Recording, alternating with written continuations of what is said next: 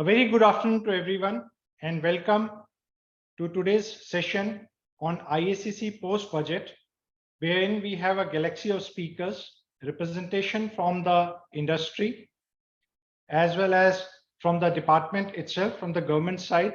We are very thankful to Mr. Kamlesh Vashne for joining us today.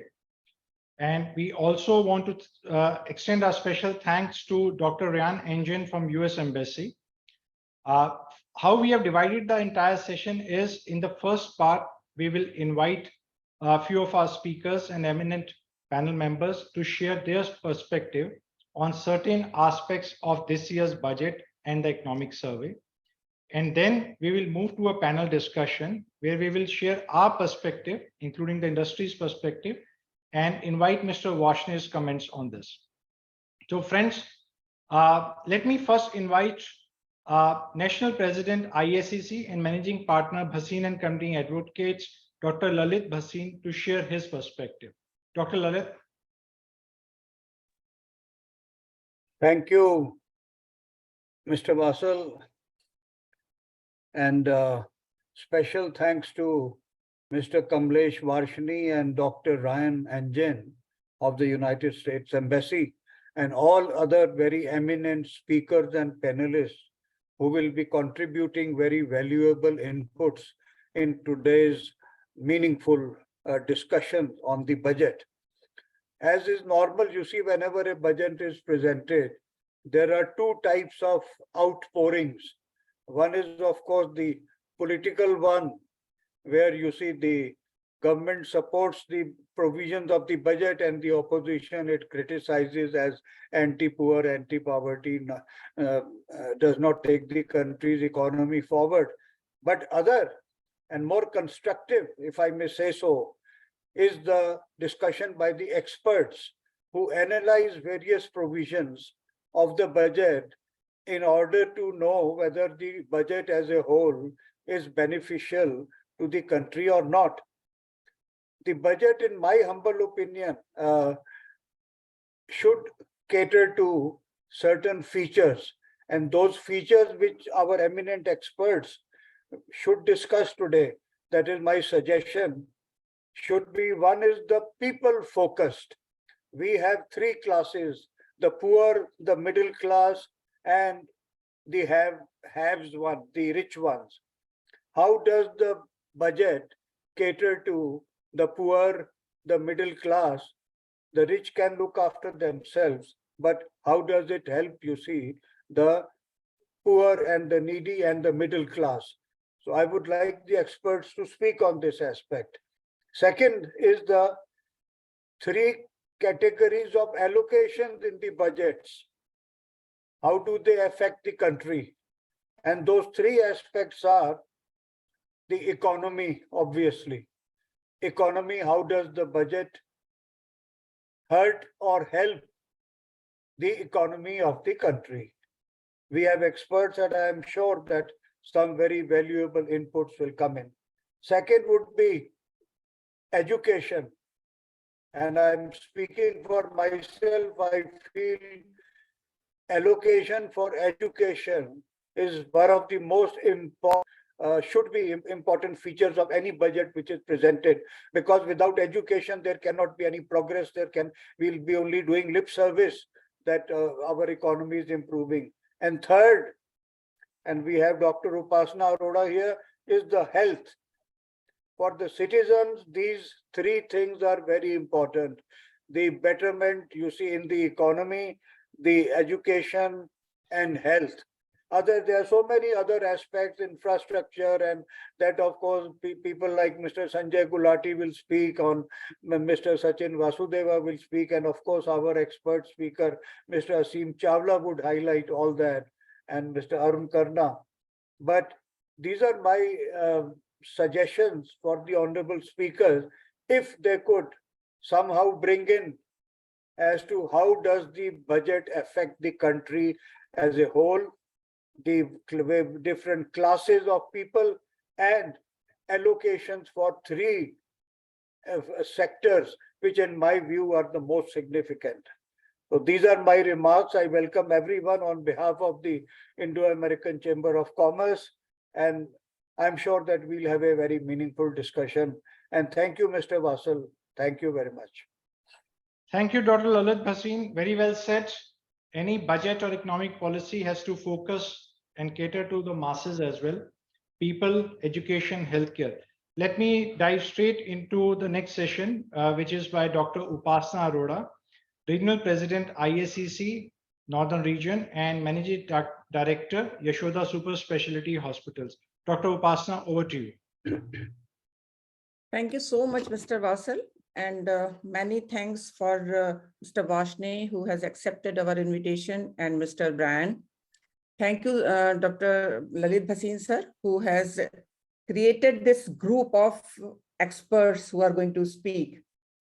If you talk about me, I will focus more on my field because I belong to healthcare. So when we talk about this budget, the best part of this budget is that first time somebody talked about skill development. Like government has announced 157 nursing colleges, which is very good for healthcare. It is going to be very helpful for all of us who are running hospitals or who are doing home care. So this is very good, and I really welcome this budget because there are so many things which are directly not affecting, but indirectly giving us benefit.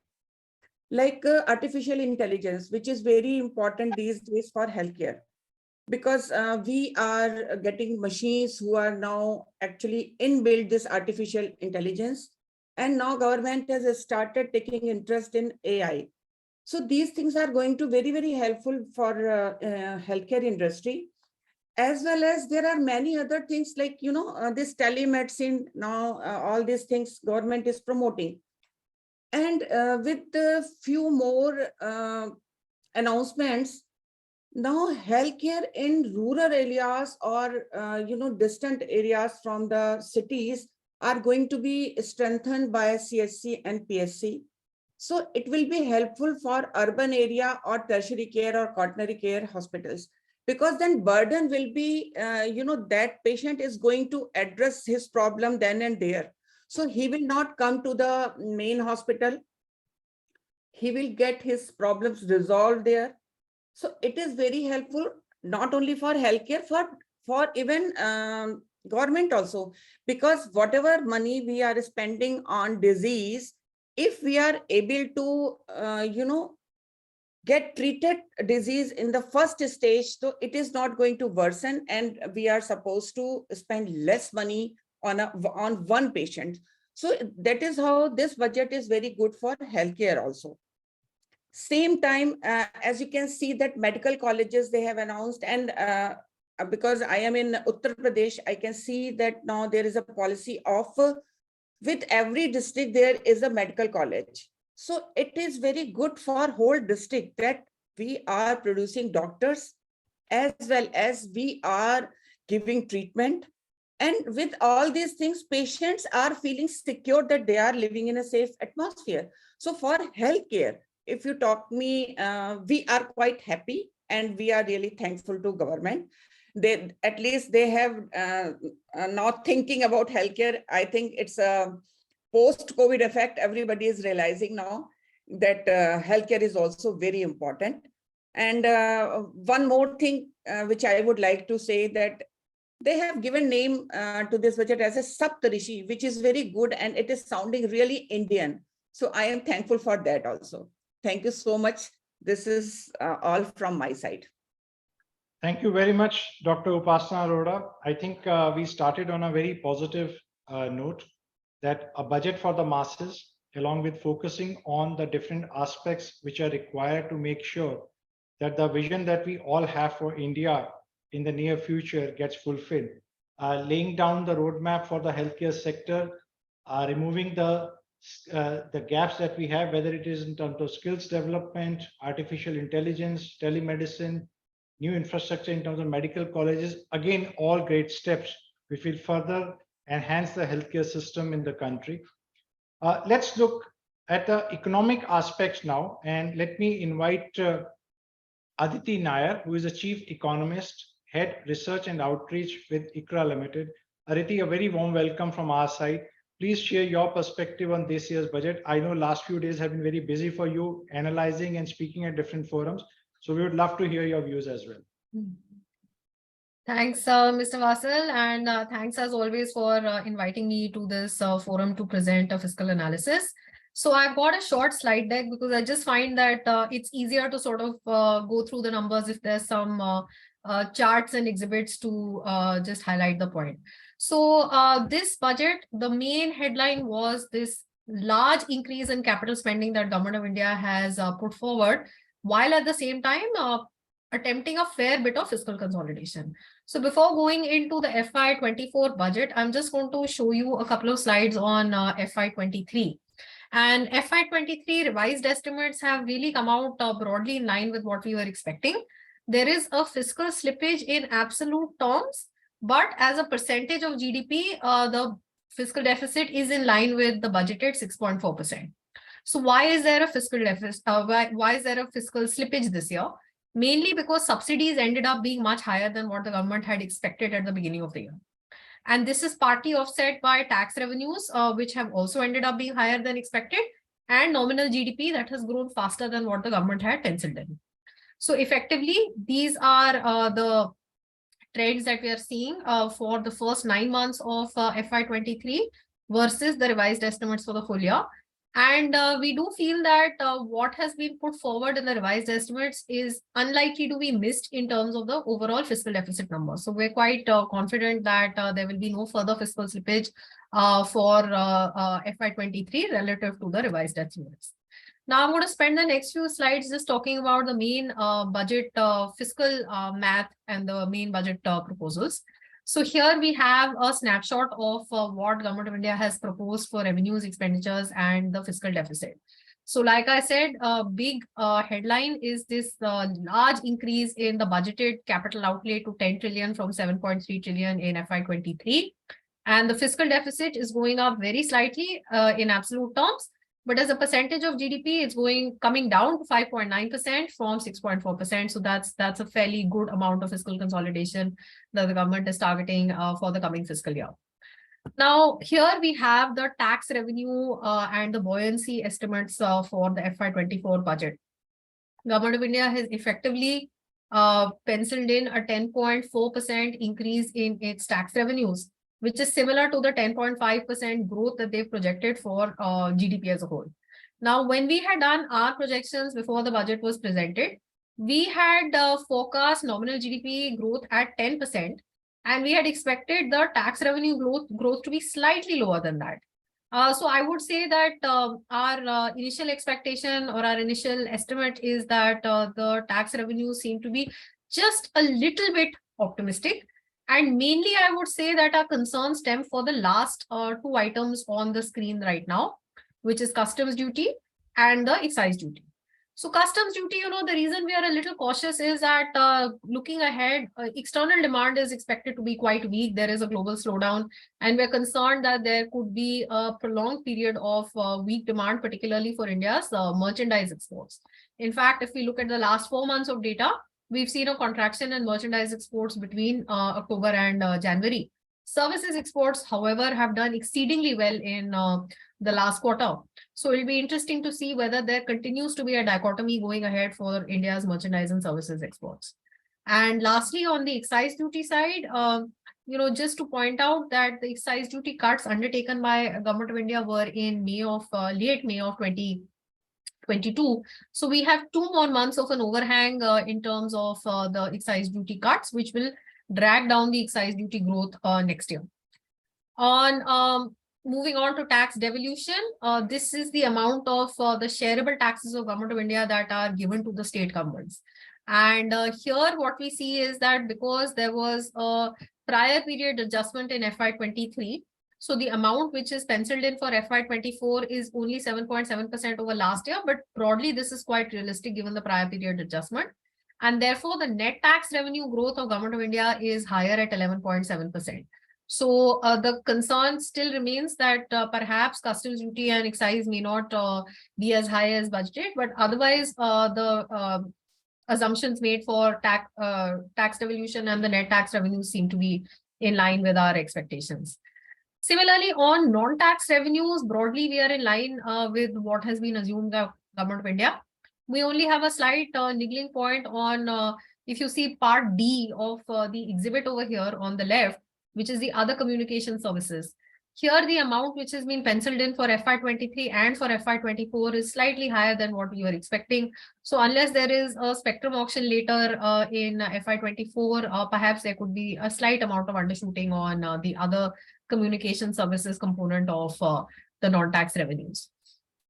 Disinvestment in terms of the budget estimate of around 51,000 crore. This is what we had also expected the government to pencil in.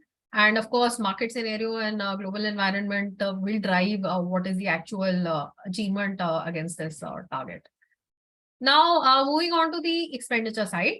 So revenue expenditure growth has been budgeted to rise by just 1.2% in FY24. And this has been made possible by a very large 28% contraction in the allocation for subsidies. So if you see on the slide over here we have shown you a time series of how the three major subsidies have moved in the last 6-7 years, which is food, fertilizer, and fuel. And between FY23 and FY24, there is a large reduction in the food subsidy allocation and a moderate reduction in the fertilizer subsidy allocation. Food subsidy allocation is coming down because the government has now effectively amalgamated the post-pandemic free food program with the original National Food Security Act entitlement. So effectively, we've gone back to an entitlement which was there pre-pandemic in terms of the amount. And instead of being subsidized, it's now free. So that is why there is going to be a real saving between FY23 and FY24 on the food subsidy. And fertilizer subsidy spike in FY23 was driven by market forces. With commodity prices moderating, we are hopeful that Government of India will be able to reduce its fertilizer subsidy bill in FY24.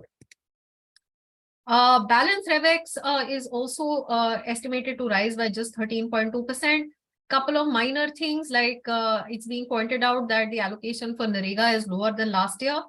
Even if a further amount is required, we do believe that it will be provided under a supplementary if it is warranted later in the year. On the capital expenditure side, as you can see over here, there is this very sharp increase in the absolute amount as well as in the growth. And here what we've done is broken up for you which are the sectors under which the capital expenditure allocation has seen a meaningful increase. So first of all, the road sector, followed by railways. Railways, I'll just point out that the increase in the budgetary allocation for the railway sector is partly offset by a reduction in the extra budgetary, which is called the internal extra budgetary resources. The net increase is 40,000 crore, not 80,000 crore. Then we've seen this, there's this special loan to the state governments for capital expenditure, which was started after the pandemic. And for the first 2 years, the allocations were quite small. It's really been stepped up in the last 2 years, but in FY23, the offtake has been quite tardy, quite back-ended. Now that the amount has been increased further to 1.3 trillion, we're really hopeful that the states will build it into their budget so that the offtake under this loan can happen very quickly. And the fiscal impulse of the money that Government of India is making available will be strong right from the get-go. And then we have another component where we're effectively looking at the support to the PSUs. This includes a capital infusion into BSNL, which is a stepped up amount, and some capital infusion into the oil marketing companies, which is about 30,000 crore this year versus nil last year. On this slide, we have added up the capex by the centers and the CPSE, so the internal extra budgetary resources that I was talking about earlier. And here again, you can see that the budgeted rise is quite substantial. The issue is really how quickly the offtake will be there by the states and by the departments, and that will really drive the fiscal impulse of this higher allocation that Government of India has made. So here we've got the deficits, the revenue and the fiscal deficit. And you can see that both in absolute terms and as a percentage of GDP, the revenue deficit is trending down. This is very good news because it means that the overall quality of the deficit is improving.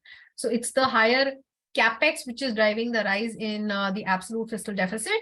But as I said, as a percentage of GDP, we're looking to bring the fiscal deficit down by 50 basis points between last year, this year and next year, which is really quite appreciable. Lastly, a word on the medium-term fiscal consolidation plan. So the government of India has reiterated its commitment to bring down the fiscal deficit to below 4.5% of GDP in 2 more years. That means that there is still a lot of fiscal consolidation left to do, and high revenue growth will be quite central to being able to meet this target. The gross market borrowings ended up being higher than what we had estimated because capex was also higher than estimated.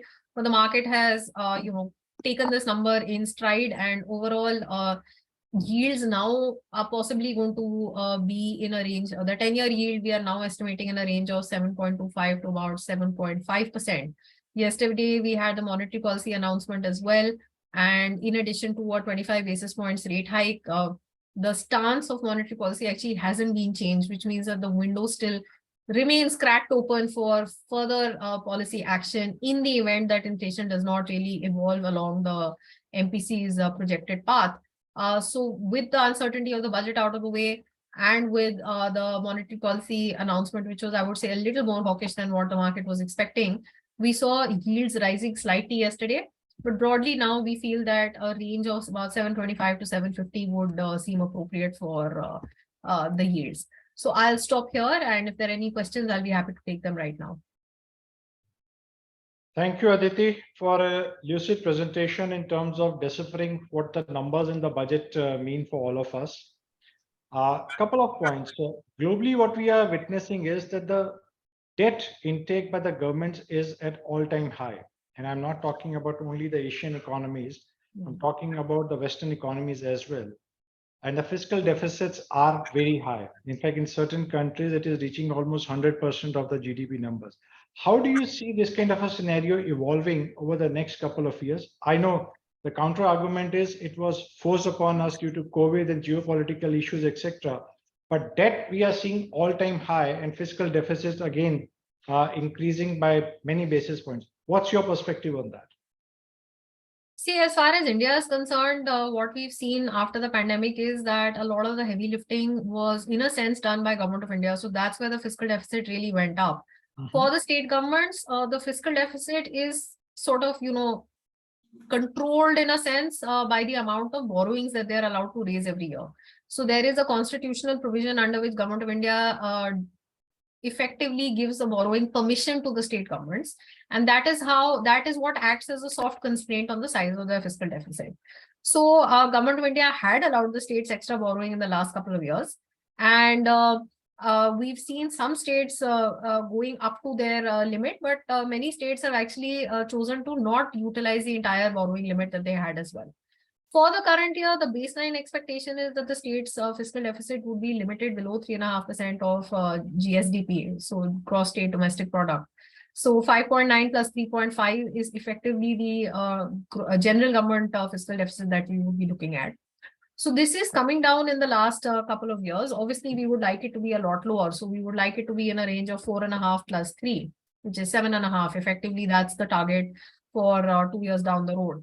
And if states are at 3.5 this year, it's the actual fiscal consolidation which needs to happen has to happen at Government of India's level only. And here the extent of revenue growth that will really dictate the pace at which future fiscal consolidation can take place. Now, why is this important? It's really important because India in particular spends a huge amount of revenue collections simply servicing interest. And that's really the link to the debt to GDP ratios, which you're talking about, which are so high. The real cost of having a high debt to GDP ratio is that your interest payments are very high. And again, for a country like India, our performance on the interest payments to revenue receipts ratio tends to be quite weak as compared to many of the peer countries. And this is something that, structurally really ends up pulling down our fiscal metrics. Our revenue base, particularly our tax revenue base, is not very high. And it's difficult to improve. The last 2-3 years with GST and formalization of the economy, certainly we've seen a large increase in tax revenues, which has helped to move the needle on metrics like this. But both things have to move in tandem. The interest payment growth has to be kept as low as possible, and attempts have to be made to enlarge the tax revenue base for the non-taxes also. so that the interest payments to revenue receipts comes down to a level which is more palatable in a sense, and we're not spending so much of what we're collecting simply servicing our debt. I think to touch base upon the point that you mentioned on revenue collections, I agree with you that tax to GDP ratio needs to improve. And I think there are a number of steps which the government has been taking, not only in this year's budget, but in the last few years' budgets as well, to plug in the gaps and bring in more taxpayers. But definitely this continues to be a matter of interesting debate year on year. In terms of, if you look at the fiscal deficit this year, I think the buoyancy in revenue collections, both on the direct taxes as well as the GST, help supplement the gap to a certain extent. Now, next year you mentioned that customs duty could be a challenge bit because of exports. But if you look at the GST collections, we have already crossed 1.5 lakh crores in the month of January. Do you still see some challenge in terms of the revenue collection numbers for the next year? Of course, there are headwinds in terms of geopolitical situation, latest being that there have been some climatic issues in Turkey and Syria, etc. And we do not know what happens next month or in the coming months. But do you think revenue collections could be a little challenge next year? See, overall, I would say that maybe there's a downside of, let's say, about 50,000 crore to the total revenue receipts the government of India has estimated, 50 to maybe 70, if we include the concern we have on the communication services, the telecom revenue that government of India has assumed. Now, that's not a very large number. It's something that, is absorbable, because typically what we find is also that when government of India budgets a particular number for expenditure, there are expenditure savings that arise over the course of the year because of maybe, something that was over budgeted or something that turns out to not be a priority, etc. So there is some amount of cushion which is there every year in the budget in terms of expenditure being a little slightly, I would say, not over budgeted, but there is a cushion which emerges. And this year on capex as well, what we feel is that while we really laud the government for putting forward such a large number, as I said, execution and timely execution will be the key. And the entire budget, it's not as if it's only government of India and the departments that have to roll it out. We really hope that the state governments are going to be able to spend the money which is being made available to them faster than what they did last year. So there may be a slight cushion in capital expenditure as well. Revenue expenditure, I do think a couple of specific line items may need a little more money over the course of the year. Overall, I will say things will balance out. Great. So I think overall a great budget in terms of capital expenditure, laying out the roadmap for the huge infrastructure development, which itself will boost the economic activity. Revenue collections could be a little challenge, but I think on balance, we should be able to meet our targets. Thank you very much, Aditi, for joining us today and sharing your perspective. Very helpful. Thank you very much. Thanks a lot. I think we are speaking on the Indo-US chamber, and the discussion cannot be completed unless we hear the perspective from the US side as well. We are thrilled that we have Dr. Ryan Engin, who is the Economic Strategy Unit Chief, Economic, Environment, Science and Technology Affairs with the US Embassy. He has been a regular speaker with us and shares deep insights in terms of how the businesses and the economies are shaping both on the US and India side, and is a great friend of the chambers. Thank you very much, Dr. Ryan, for joining us. We would love to hear your perspective.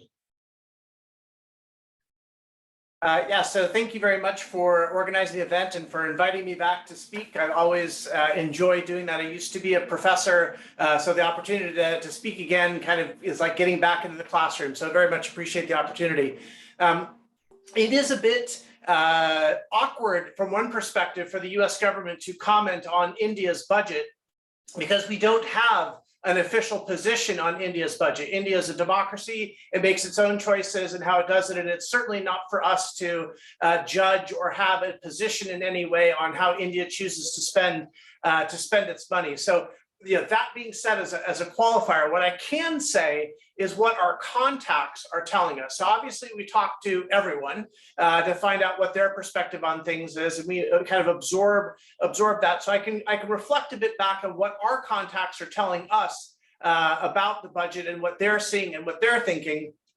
as an indicator of approximately what we are thinking as the US government without having an official position.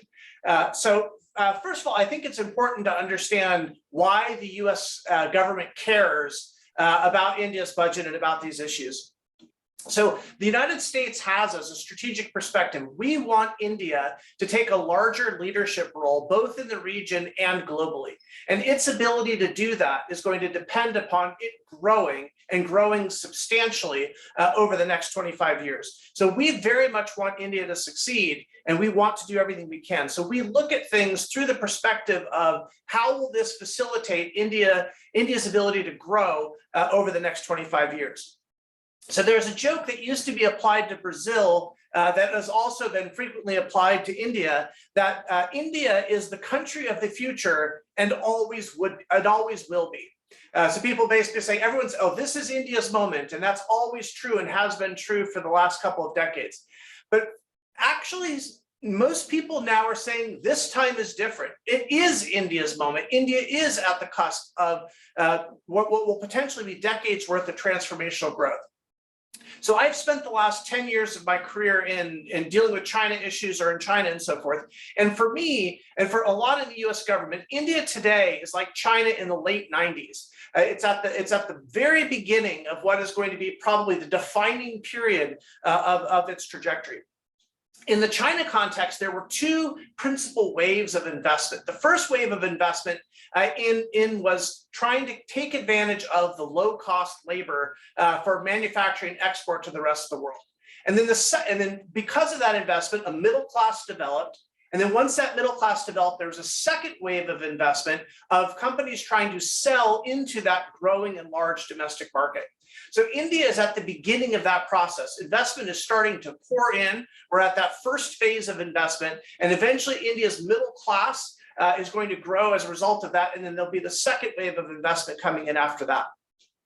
So when we look at the budget, India's budget, we look at it through what do we see as the primary drivers of growth for India over the next 25 years.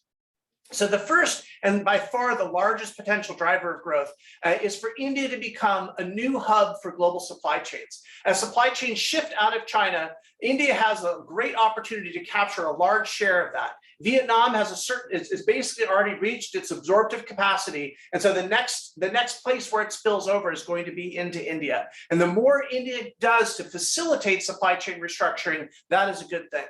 The second driver of growth we see is women's empowerment. Currently, India's female labor force participation rates are in the mid-20s. If there's many studies that say if we are even able to get these participation rates up to global averages, it can add trillions to India's economy. So besides supply chain restructuring, the empowerment of women is the second largest potential driver of growth. The third driver we see is talent upskilling. So India's greatest asset and greatest resource is its people, and what everything India can do to raise the talent levels up to the global averages and global norms, the more it will be able to facilitate the supply chain restructuring. So both of these points were raised at the beginning in terms of education and so forth. And the final driver of growth is industrialization, particularly with respect to labor-intensive manufacturing. Everybody likes to talk about technology. Oh, technology cooperation or India's technology sector. Yeah, all that's great. Technology is good, but if India is going to have broad-based growth, then the best entry point is going to be labor-intensive manufacturing and that lower-level industrialization of bringing things up. So that's the optic through which we look at the budget.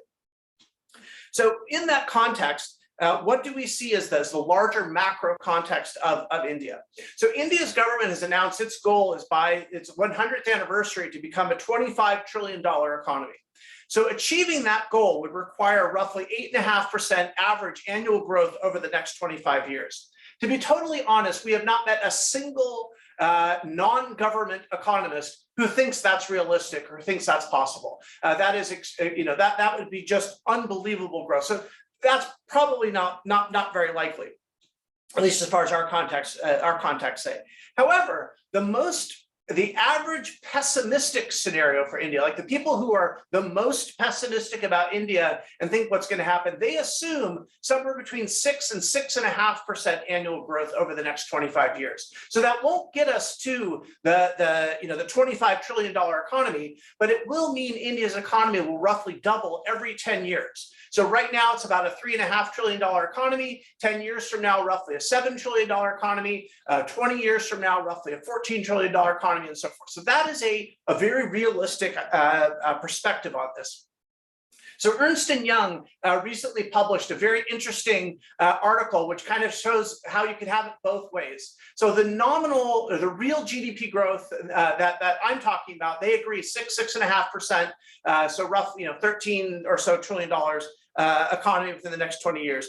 But they say from a purchasing power parity perspective, yeah, India can get to the 25 trillion. So the government can claim it on the purchasing power parity perspective, but then as far as like the actual economy is concerned, roughly half that. But still, that's absolutely phenomenal growth. So the reason why I say that is the primary comment that we have heard from our contacts about the budget, the thing that is the most notable thing, and has been mentioned by some of the previous speakers, is that this budget is a growth budget. It's doing what is necessary to focus on growth and making the sort of investments that India needs to make to be able to realize its full economic potential. Most notably, as has already been pointed out, is the 33% increase in infrastructure investment up to 122 billion US dollars. I don't know what that is in rupees, but we think in dollars. So this combined with the strategic approach of Gati Shakti, of trying to centralize things and make it more strategic, we believe means that these infrastructure dollars are actually going to go farther than they would have in the past. And again, borrowing from the China example, China's part of its economic miracle is they made infrastructure investment central to their development path. And arguably, India is doing the same. And that's something that we think is an excellent thing. So in particular, if India is going to become a hub for global supply chains, then it's going to require substantial investments in ports, railways, roads, and digital connectivity. And those seem to be all the boxes that the budget seems to check. The second major area of investment that we see for this growth potential is the investments in clean energy and climate change. There's also saw big increases in the budget. India faces a unique global challenge that no other country in the world has ever faced. It has to both grow tremendously, but do so without destroying the planet in the process. Everyone else has been able to grow dirty, but India has to figure out how to grow clean. And that actually makes the job a lot harder, but India seems to be focusing on the investments necessary to do this. And so this isn't just good for the environment, although it is definitely good for that. It's also smart economics from a long-term perspective, because if India can learn at its level of development how to grow green, then those investments and those approaches are going to be incredibly valuable for when Africa, after India, becomes the next major growth story of the world. So the estimates are by the end of the 21st century, Africa's population will be 4 billion people. And what India is doing now will become the model by which Africa will grow afterwards. And if India can figure out how to grow green at its level of development, then that can be passed over to Africa, which means it's a tremendous business opportunity for India to then be able to export its green technology as Africa itself also rises. The third major factor for the growth aspect is we saw a big increases in investment in healthcare. And I think these increases are even more notable in the fact that the pandemic expenditures are going down, but the aggregate healthcare expenditures are going up, which means this healthcare expenditures going towards health in a broad sense are actually increasing by even more than what the numbers suggest. And since India's greatest resource is its people, if the people are healthier, then on the aggregate, they'll be more productive and have longer lifespans, which will pay dividends for years to come, for generations to come. So what are some areas of concern that our contacts are saying? Like what are people not as happy about with the budget? So those are the good things. What are the things that they're less happy about? So the first is, and this probably will come no surprise coming from people talking to the United States, is that the defense budget increases are not enough. So for the first time in a very long time, India's total defense spending will be less than 2% of GDP. And when you consider the geopolitical context in which India finds itself, with certain neighboring countries on its borders or within the Indian Ocean, the maritime domain, less than 2% defense budget is probably not sufficient to meet India's needs. So that's one area of concern that people have expressed.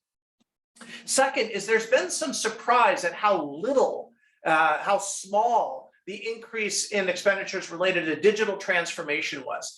Most people agree that digital technologies, especially after India's amazing progress during the pandemic, is one of the most potential, the most transformative things for India's economy. And so investing in digital transformation is really key for India's future, digital connectivity and so forth. And to only see a slight increase in the budget for digital transformation, that was a bit surprising. But by far the biggest criticism that we have heard about the budget, and this was also mentioned a bit in the introduction, is that it seems as if rural areas in particular are going to see a significant decline in the amount of financial support that they are going to receive compared to recent years. So of course, as already mentioned, a large part of this is due to the unwinding of pandemic relief. So that's entirely normal that that's going to be the case. But the problem India seems to face is it's currently having a tech sector-led growth model, which is also resulting in what some people are calling jobless growth. That India is not creating enough jobs relative to the number of people entering its labor force. So one of India's greatest assets is the fact that it has demographic winds at its back. It has a huge demographic dividend that it can enjoy. But if it has jobless growth, then that dividend will be squandered. The fact that they have all this population, the growth in population will not mean much. So this actually really matters to something that to be addressed. It's also particularly an issue in a highly unequal society, of which the United States is one as well. If the gains of growth are not distributed equitably within the country, it can easily lead to nationalist populism and political instability, which can then derail some of the long-term growth potential that India has.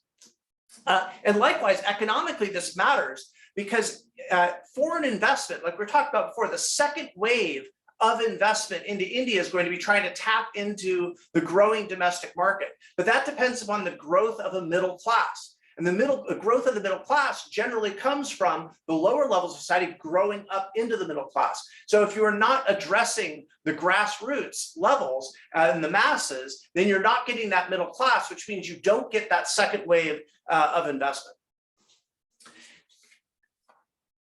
But by far, the biggest praise that we have heard so far about the budget is the fact that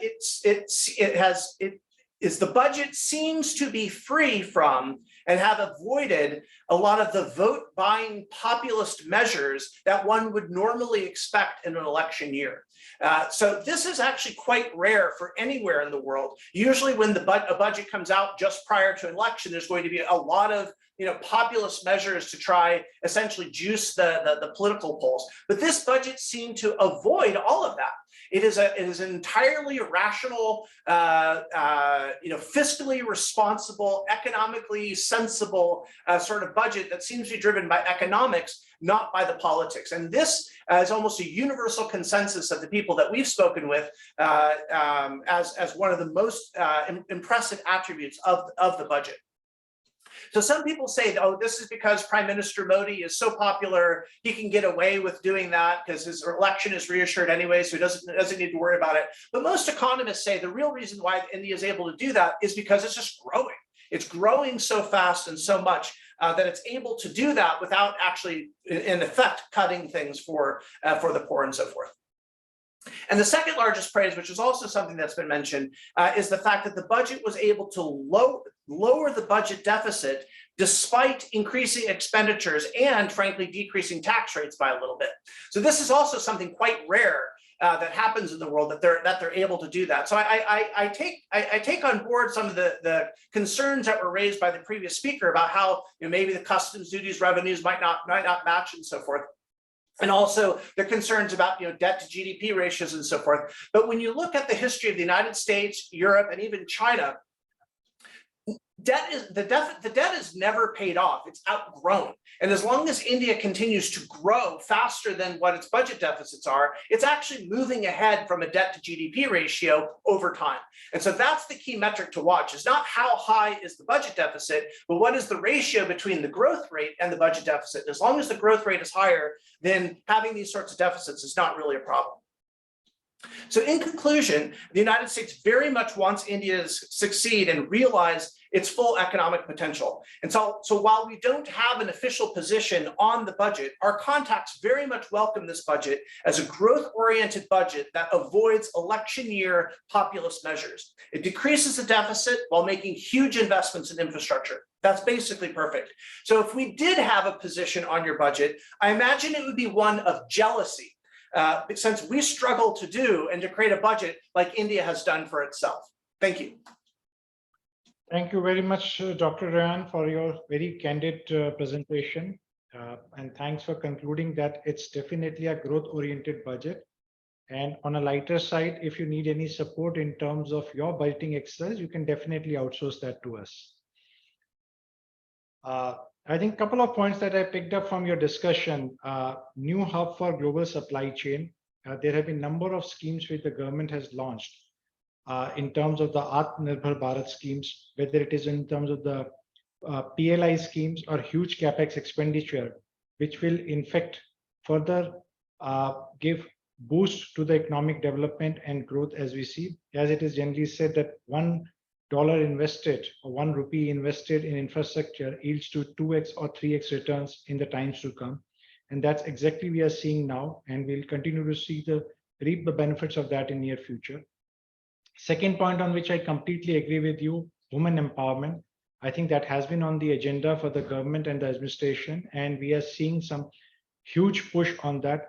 Incidentally, I would like to remind all of us on the call today that this year's budget session was commenced by a woman president. And again, the budget was presented by a woman finance minister, and we are extremely proud of that as a nation. You mentioned about the growth rate. On the lower side, it could be about 6 to 6.5%. And on the higher side, the very optimistic figures are 8.5%. I think if we continue to grow anywhere in between these numbers as well, we will be able to move towards a developed economy status sooner than later. At the same time, your point on inclusive development is very valid. And that's the reason there have been a number of large schemes wherein there is focus on education, healthcare, infrastructure, as well as social infrastructure development as well, all across the country. And we should see more action on that. I think we are at a stage where we have technical prowess, both on the government side as well as the private side. UPI stack is a clear indication of that. Second, we have a very aspirational youth population, which is hungry for the development and growth. And that's clearly visible in the startup ecosystem.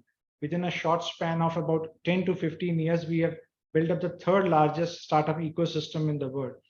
And third, to my mind, the most important factor which will spearhead further growth and development is focus on good governance, whether it is at the government level, administration, or even at the businesses level as well.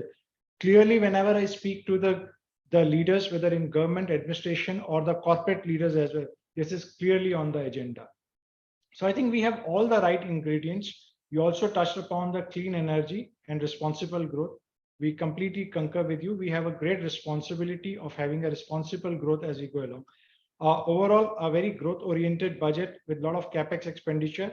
And I think there is a lot of scope for the two largest democracies in the world to join hands, support each other, and work together for the businesses to grow as well as the masses to flourish in both the geographies, and also to uplift the other regions of the world as well. Thank you, Dr. Ryan, once again on behalf of the chamber. Very lucid presentation. We really enjoyed that. Thanks once again. So having looked at the macro aspects, let's dive a little bit deeper into the finer aspects, which is that is why we call the devil is in the fine print. And we have two eminent speakers on that.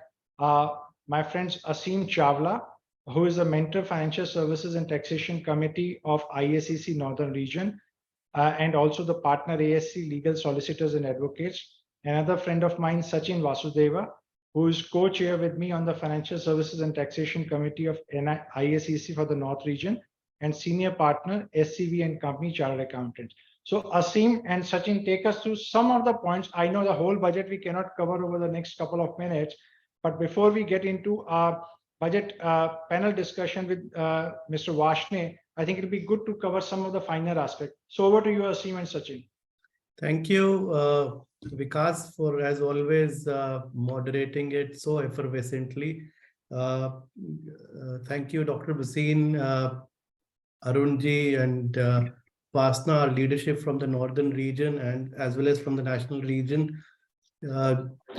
Well, I don't want to steal the thunder from anybody, but the fact that Dr. Ryan did make one good comment about the jealousy factor, all I can say is that in India, budget is still an event for tax practitioners to be seen around, and therefore, for a longest time, budget has still not ended up being a non-event, so to speak. I think global supply chain issue, and therefore the fillip given to the MSME sectors, and I'll touch upon just 2 or 3 larger aspects before Sachin, as always, does the erudite job of doing the heavy lifting, is the fact that the government has introduced the Vivad Se Vishwas scheme for MSME sector. So it comes in 2 parts. And I think this pretty much follows from the fact that Vashne Saab has been awarded the Prime Finance Minister's Award on the success of the Vivad Se Vishwas scheme in the income tax side. So I think that leaf has been taken from the book. I think it's a great innovative thing. And Dr. Bhasin also talked about the economy factor. Now, very quickly, Vivad Se Vishwas scheme 1 and 2 will help the MSME sectors in terms of settling up of their contractual disputes, which are financial disputes, not performance related. And I think there's a fair bit of streamlining which may happen in terms of settling of those disputes. So great initiative. And I hope if it achieves some success in terms of moderate, I think the litigation which has been thrusted upon will get alleviated, and especially the fact that only the financial aspects disputes can be considered in Vivad Se Vishwas 2.0 and not the performance issue. And if the draft rules are already in place, and the government seems to be very serious on this, so I think that might give a little relief. The concerning thing where, of course, we will have Vashne Saab's outlook is in terms of the numbers of the growth of corporate tax vis-a-vis the personal tax, and how we believe that finally we will be able to achieve the strike number which Aditi was trying to suggest. The concern I have largely is on the disparity. The Oxfam report is not a very happy reading, that just about 5% Indians own more than 60% of the country's wealth, and while the bottom 50% of India just has about 3% of the wealth. Now, of course, tax cannot be the larger. Tax is not an equalizer in terms of money going from the pockets of to the pockets of the deserving, and it's not a largest kind of thing. And then there are other measures like angel tax, InvIT, REIT, FPI, etc., which Sachin would delve into. I was hoping Vashne Saab could also add. We were all hoping that we'll get a VSV or a extended version or a refined or a sophisticated version of VSV for the tax, at least on the litigation side. Considering the fact that the areas in revenue, I think, have again burgeoned to about 16 lakh crore, and just to ensure that the pipe is not clogged. I understand that there are measures in terms of small causes appeal and other provisions introduced, creating a joint commissionerate appellate forum to take care of it. So broadly, these are few things. I think Sachin can take it take us into the fine print, and if there are any other further thoughts, I'll be more than glad to chip in. But on the whole, I think the budget looks a great promise, without fanfare, maybe less populistic. Some may say sensible. The other school of thought is that it's a little conservative, and few maybe it's work in progress still, and the fact that the job is not yet done.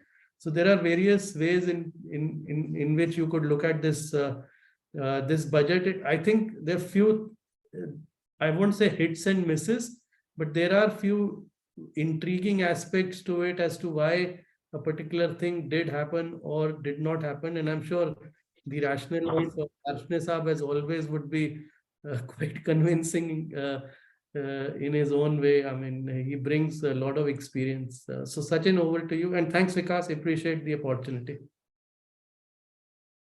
Sure. So I'll just share my screen. Yeah. I hope I didn't take much of the time allotted. No, not at all. Just allow me a moment.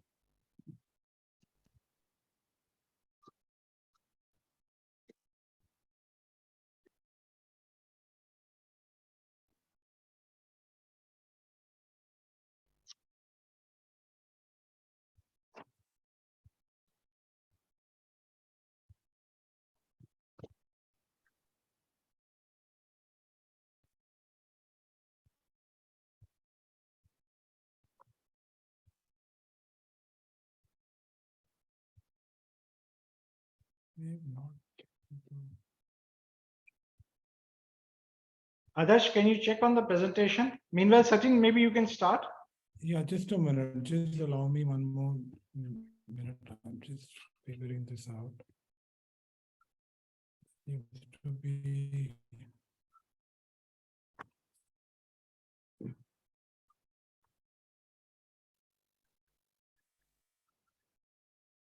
So till the time that Sachin does makes his good endeavor of sharing the screen, let me just add a little bit more on this relief in terms of this contractual settlement scheme, Vivad Se Vishwas.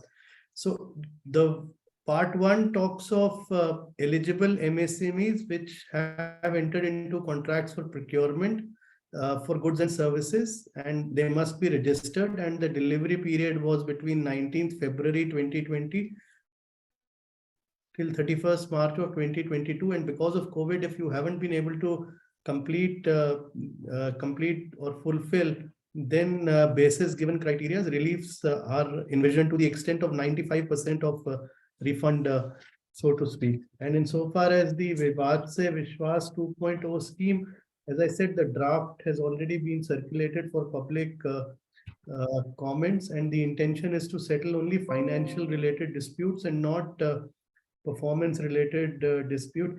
I don't want to sound tongue in cheek here, but I had a feeling after reading this that is it this government's olive branch given to settle the Delhi metro dispute, the airport line. For a moment, I felt that is that one of the objectives to cover that. But then I think the larger intent is very good to get the MSMEs up and running if we really have to achieve those growth numbers. Sachin, are you good Yeah, to just give me one more minute. I think I should be able to sort this out. Yeah. Okay. Yeah. So No worries. I think maybe by the time we look into the issue on the technical side on this, maybe it will be good that since we have covered the macro aspects, we have covered some of the finer aspects in terms of the various things which are there in the fine print, whether it is Vivad Se Vishwas scheme or anything.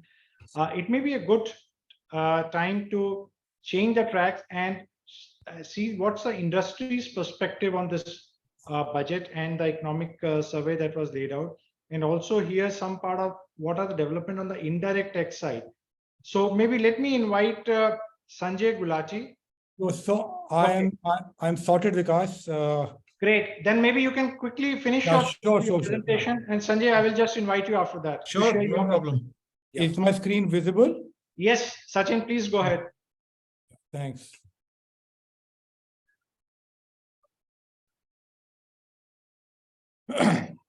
So, good afternoon and sincere apologies for this technical glitch. Senior leadership of the chamber, Dr. Ryan, distinguished speakers, Vashni Saab, mentor, Mr. Chawla, Chairman Vikas, ladies and gentlemen, very good afternoon. So picking up from the theme of the webinar, which is role of tax policy, I would just highlight 4 broad aspects and then let the panel and the participants decide whether these changes are in line with the consistent tax policy or no. The first point is regarding, so there is a change which is proposed in section 28(4) and 194(r) of the Act. So last year, the government introduced section 194(r) to impose TDS obligation on benefits which are covered under 28(4) of the Act. So far, so good. But the circular which was issued by the board took a position that the TDS also needs to be deducted on benefits which are given in cash, which was contrary to the judicially accepted position. And what this year the budget now proposes is to change both 28(4) and 194(r) to categorically provide that these sections would apply to any benefit provided in cash or in kind or partly in cash and partly in kind, thereby overruling many judgments and more so the Supreme Court judgment in the case of Mahindra and Mahindra. Now, this would have an unintended consequence that any restructuring, any waiver, or any write back of loans that probably could now be subject to tax unless the government comes up with a clarification. So that was point number 1. Point number 2 is so there is a change which is proposed in section 56(2) of the Act. Now this change basically brings the investment from overseas at par with domestic investment and seeks to tax the amount received by a company toward issue of capital at a price which is beyond the FMV. Now, while it is true that startups which are registered with DPIIT are not covered by this section, so they have to file a form 2. And if that is done, then they are outside the ambit of this particular section. But a benign activity like a salary advance or a vendor advance or rental deposit, making a stock option trust, that probably violates the conditions of Form 2. And that is why many startups do not register themselves with the DPIIT. So what we feel that this will do, it will slow down the flow of capital and may push many startups to relocate. The third important issue is this increase in the TCS rates.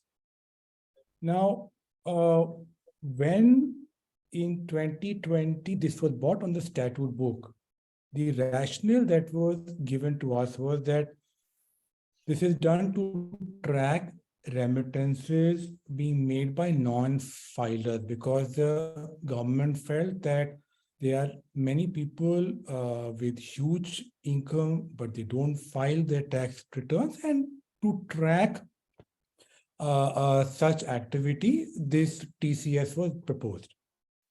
Now, apparently, there does not seem to be any justification to increase the rate from 5% to 20% because TCS is not a revenue generation mechanism for the government.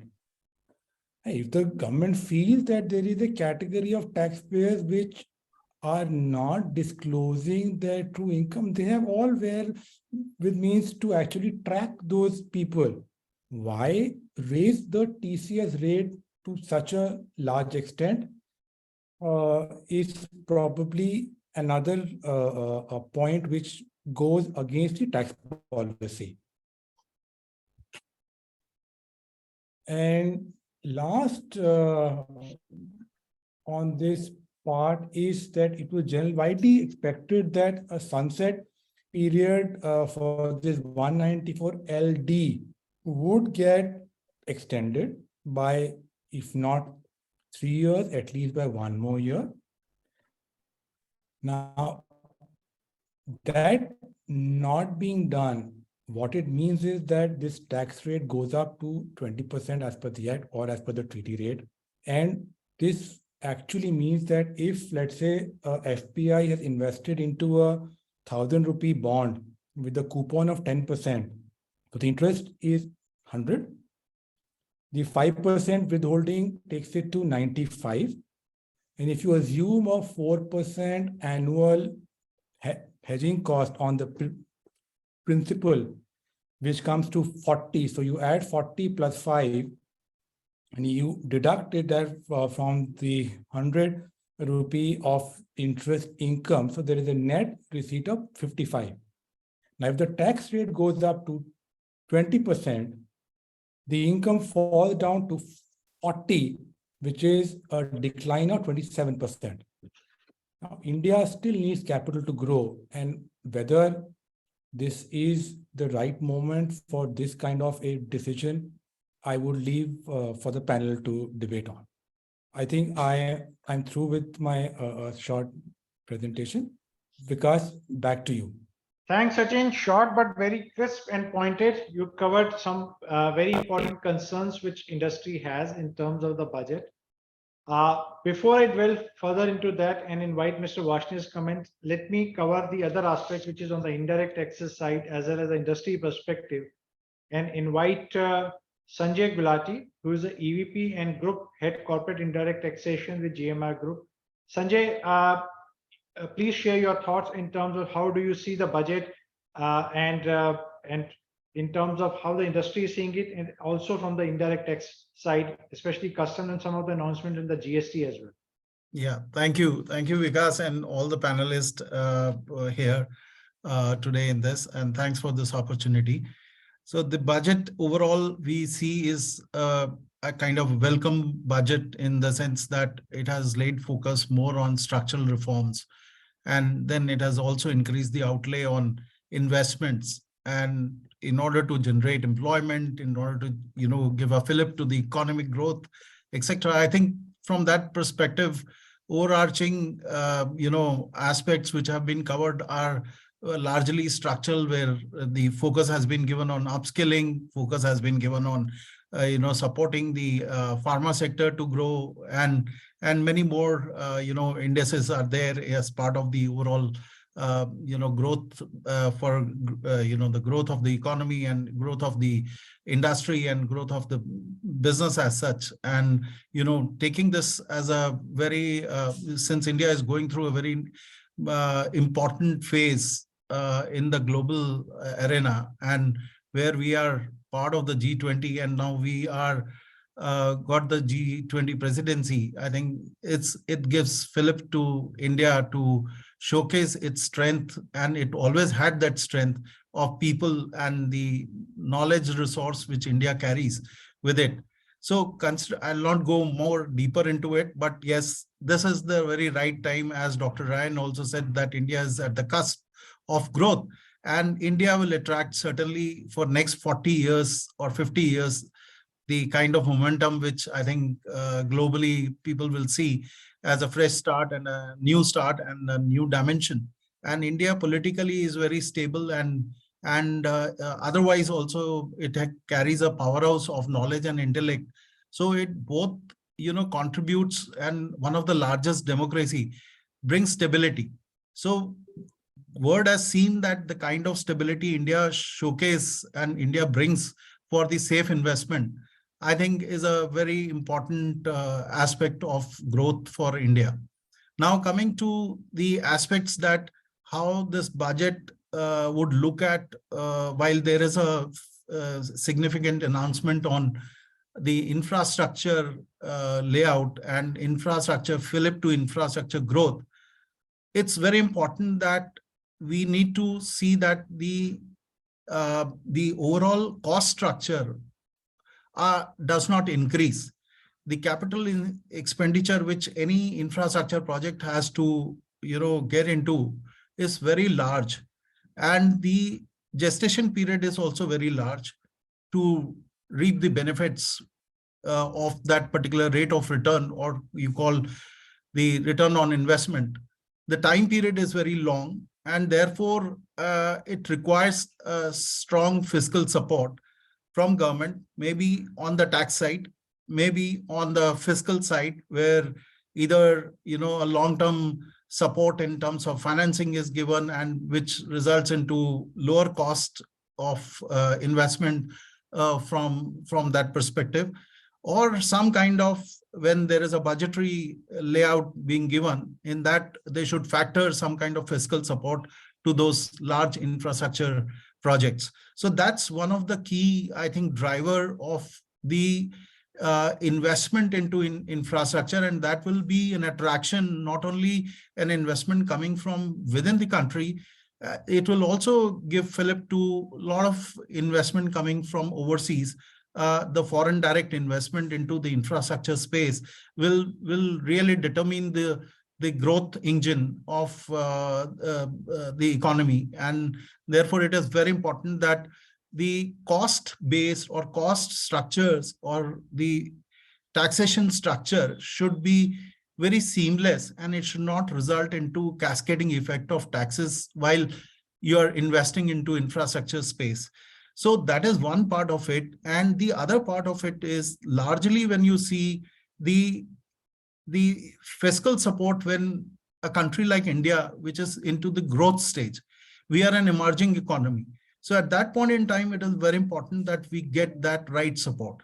So once we have that epitome of growth, we have achieved that infrastructural development in 360-degree perspective for industrial growth, then you can say that, yes, you are at a stage that probably if fiscal support from the government is restricted or lowered, may not really have that impact, because the industry is generating there is a self-generation of income streams, and there is boost in the economy through that perspective, from that perspective. So it is important that at this stage of the initial growth, there should not be cascading effect of taxes. And one of the examples I will give here is in the GST scheme is while the GST framework and the GST scheme, when it was introduced in 2017, the aim was basically to reduce the cascading effect of taxes in the entire business value chain. And that was the very important aspect of the whole success of the GST. As against the previous legislations before GST came in, there were cascading effect of taxes, and that is what was aimed, that GST will minimize or at least remove those in the economic business cycle. And one of that aspect which I see at this point in time, in the GST credit value chain, when you see there is a provision which restricts that if there is if there is a development or construction of an immovable property, then the input tax credits so paid in developing that immovable property, the input taxes so paid in the value chain will not be allowed to the business, who's in fact paying GST on its activities from that using that very infrastructure. For example, we are operating airport and we are operating ports, and we have invested huge amount to develop the airport or ports, etc. There is a lock-in of the input tax credit. Now, if I make an investment of 1 lakh crore, and this is what is being targeted, that in next 5 years, we expect in the airport sector, there is going to airport infrastructure or aviation infrastructure, there will be an investment of 1 lakh crore, and there will be an 18,000 crore of GST impact. And that is the blocked credits. Now, if this 18,000 crore is coming as a blocked credits, that means my capital cost is increasing or by 18,000 crore. That means I need to have 1,18,000 crore to do that investment. So if this is allowed as credit, 18,000 crore is allowed as credit in this value chain during the stage of development of the infrastructure, whether it is port, airport, or any other industrial activity where this capital, infrastructure is created, the entire tax credits are blocked. So that's an impact, and I would request government, we have made in the past several representation, and I think government is considering this, while the courts have given a favorable view on this particular aspect, that the restriction so created in the act appears to be unreasonable. And thereby they read down that particular restriction and allowed the credit to be passed on and flowed in the value chain during the development phase of the infrastructure project. So that's one aspect. And second aspect is, I touched upon Sachinji just touched upon the 194 LD provision, where the on the overseas bond, and we are largely dependent on the raising the funds from overseas bonds, etc. And many more infrastructure companies are similarly, raising funds through overseas bonds. And when we have to pay at that point in time, until June 23, we will be entitled to pay deduct tax at 5%. Now going forward, it will be 20%. So the cost of borrowing will certainly increase. So that's the impact. So what I believe and I feel, and I suggest or recommend that, we should have a sectoral committee which should look into which are the primary areas of sectoral development where the support is required, or where we can minimize through the current legislation itself by ironing out those challenges. And we can simply ease out that cost impact on the business value chain, and where you are not triggering any new, support, but you're enabling what is, required as an intent of the policy. So thereby, I think focus need to be given to this aspect, and see that the cascading effect of taxes in the business value chain are completely removed, or at least lowered, so that businesses can come up efficiently and become more competitive in the global arena. So that's one of the area where I would say the government support is required, and government should look into it. And a new in the current budget, they have introduced a new policy measure where they're saying that warehouses, in the last budgets and previous budgets, a focus was given that India want to create India as a global hub for exports, and also global hub for manufacturing, and increase in captive manufacturing, and also a support manufacturing for export. So largely there were import-based exports, or there were imports, and then intermediary companies are doing manufacturing of some items for the export-oriented companies, and therefore they were allowed to do the manufacturing or provide certain services through the private bonded warehouse. And accordingly, they were given that benefit that, you don't have to pay upfront duties or in terms of import of any components, raw materials, or any services. But, and at the same time, when you supply that, the warehouse sales or warehouse supplies were, not considered as an exempted turnover, but it was treated more as neither a supply of goods or nor a supply of services. And thereby no implication of domestic taxation.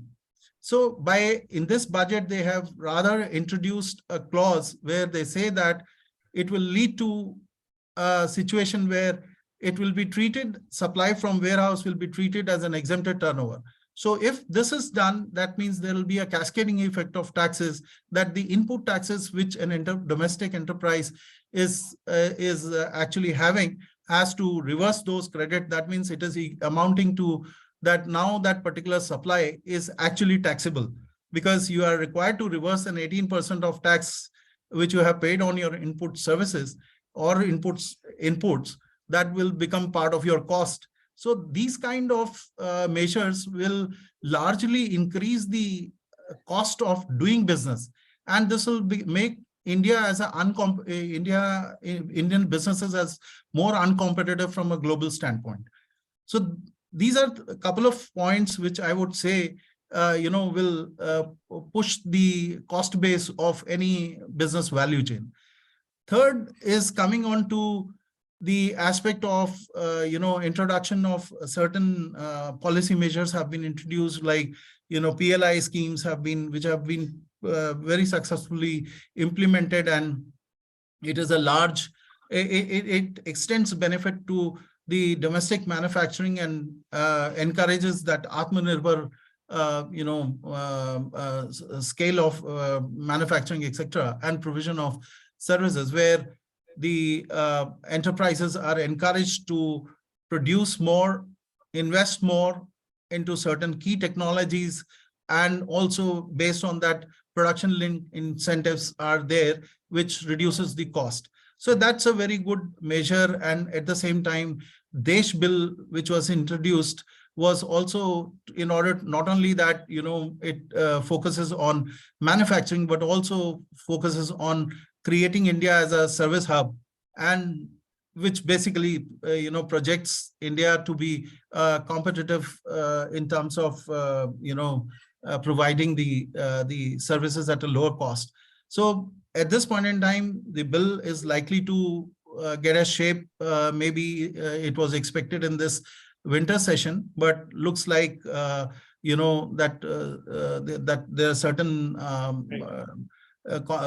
areas of concerns are there within the policy wing and the Ministry of Commerce versus Revenue, and those are removed, and then probably it gets a shape, and then it gives flexibility of single window investment. Then it gives benefits, incentives are linked to not profit linked, not on foreign exchange, net foreign exchange earning, but rather more on what kind of technology you bring, some new technology or future technologies or transformative technologies, or you're increasing the employment generation. So it is linked to one of the criterias, and industry can select that and get the benefit of based on its strengths.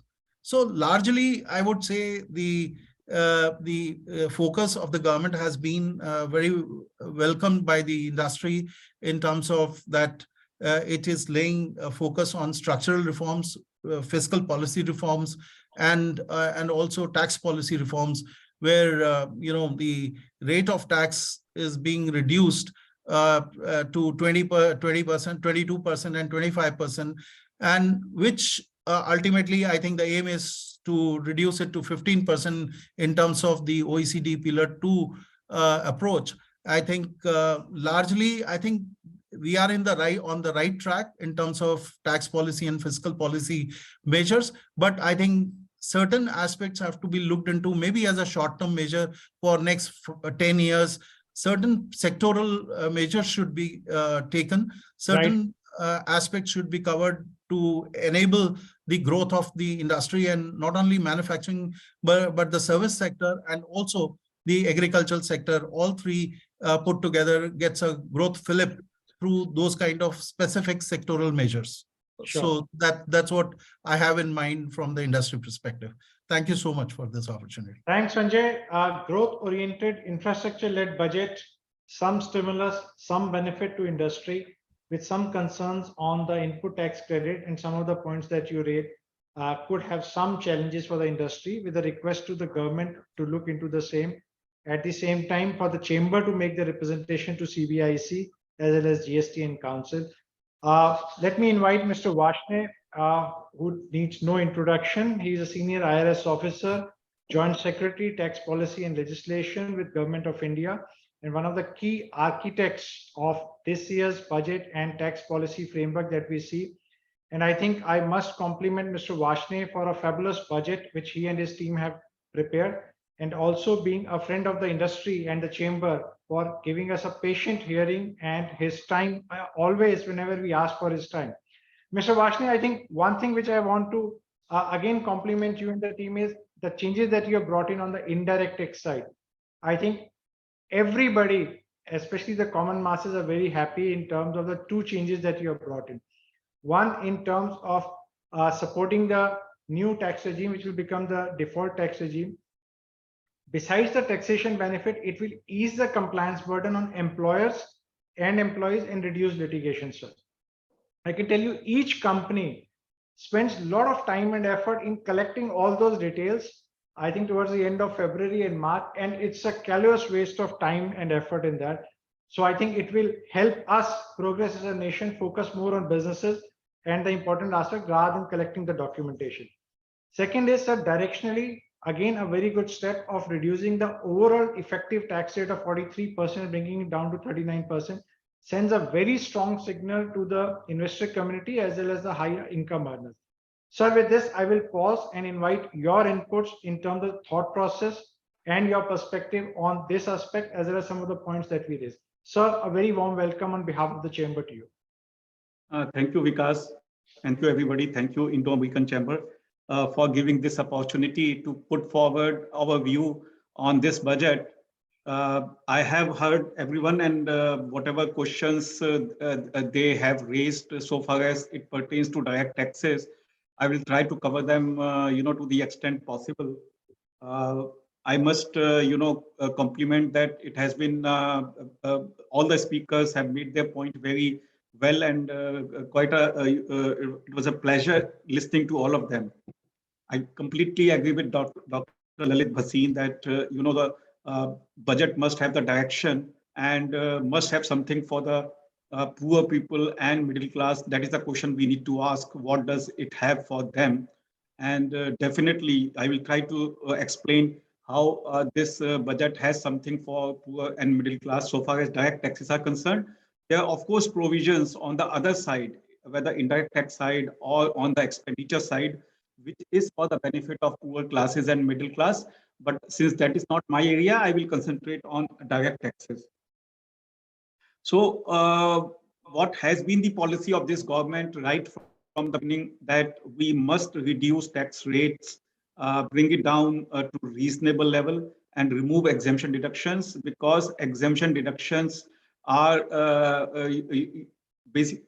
are not really useful in the sense that it distort your choice, investment choice, and something which Vikas also referred to. So far as compliance burden is concerned, it increases compliance burden and increases litigation, because most of the litigation you will find is whether I am eligible for this exemption or not.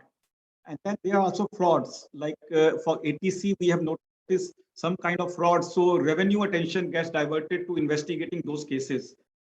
So, overall, it has been the outcome of various research conducted by international bodies like IMF, World Bank, and everyone, that developing countries should move away from exemption deductions and try to attract investment by lowering tax rates.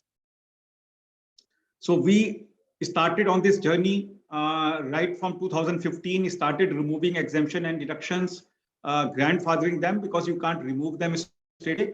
2019 was the watershed year when concessional tax regime was announced for the corporates, 22% for normal corporates and 15% for new manufacturing unit. Just one clarification I would like to give. What Mr. Sanjay Gulati had said, that ultimate aim is to move to 15% tax regime. That is not what the government has announced. And that is not pillar 2. Pillar 2 says minimum 15%. It does not say that countries should move to 15%. It only says that all must levy at least 15% corporate tax. So that clarity, I thought I will give it, right. There's a clear-cut direction that if you don't take exemption deductions, so you can go for 22% tax regime, and to attract investment, create jobs, the 15% tax rate applies for new companies who start manufacturing by 31st March 2024.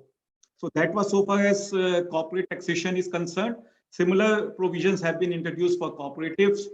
For personal taxation, a similar scheme was announced in 2020. The new scheme, as we call it, which does not have all those ATC, ATD, ATE, ATG, all those kind of deductions. Now, what has been done in this budget is make that scheme attractive. Now, no one is saying that that scheme is going to be forced on taxpayers, not at all.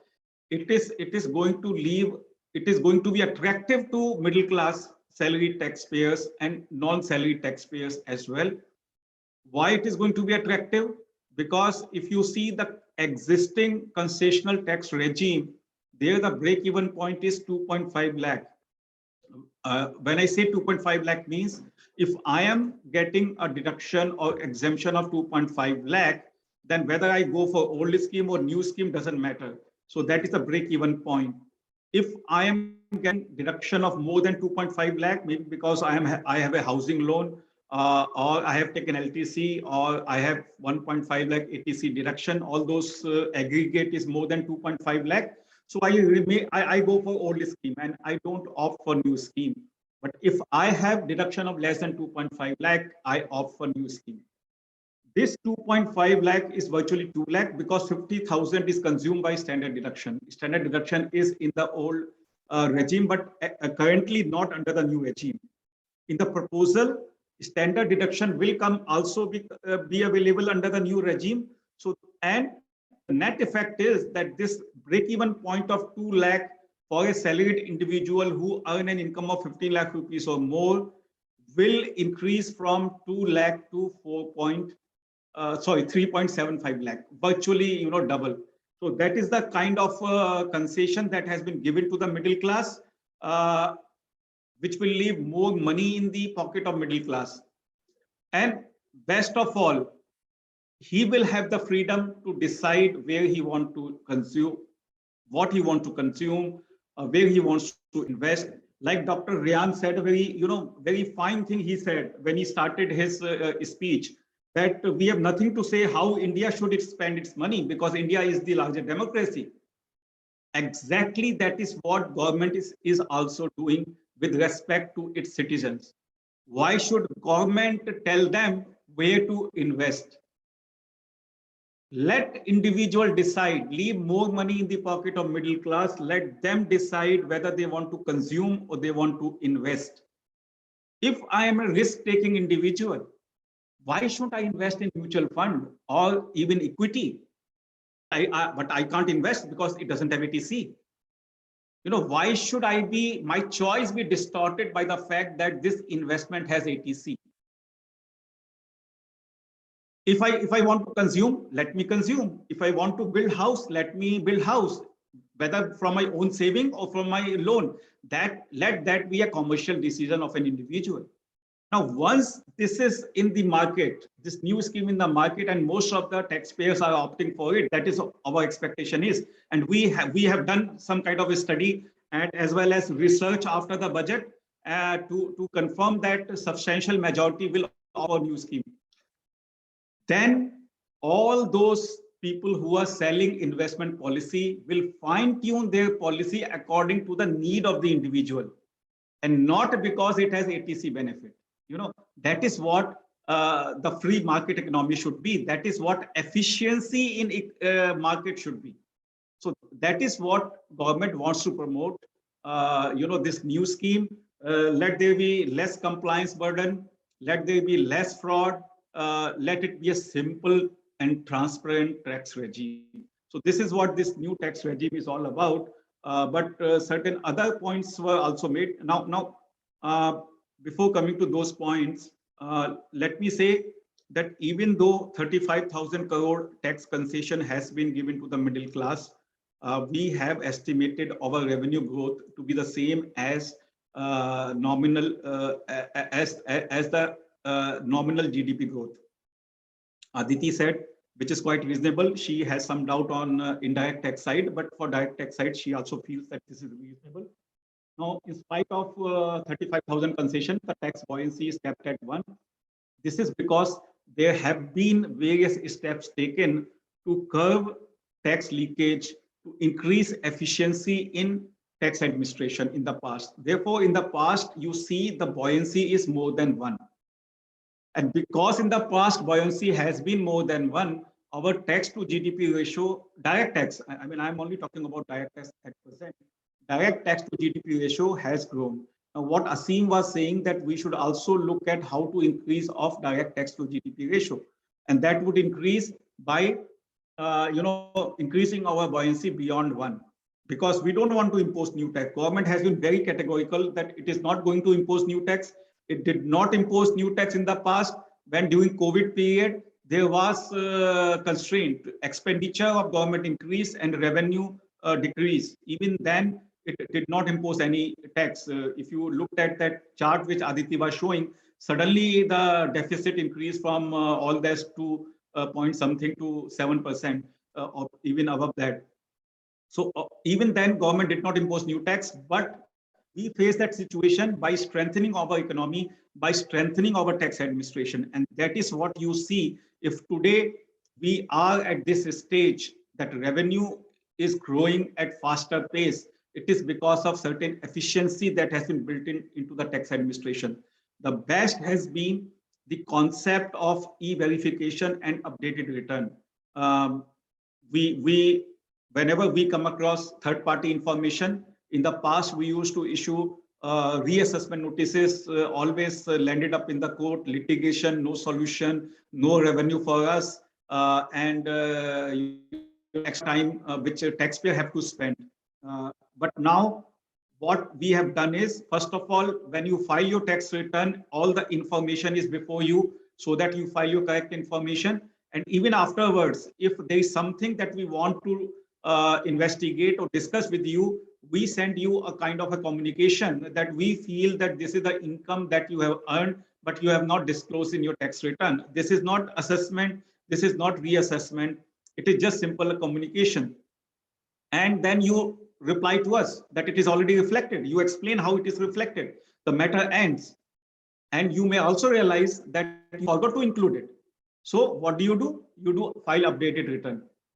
Now, this updated return started on 1st July, and in about little more than 7 months, we have more than 10 lakhs updated return. Just think of it. 10 lakhs people have updated their return and paid extra tax.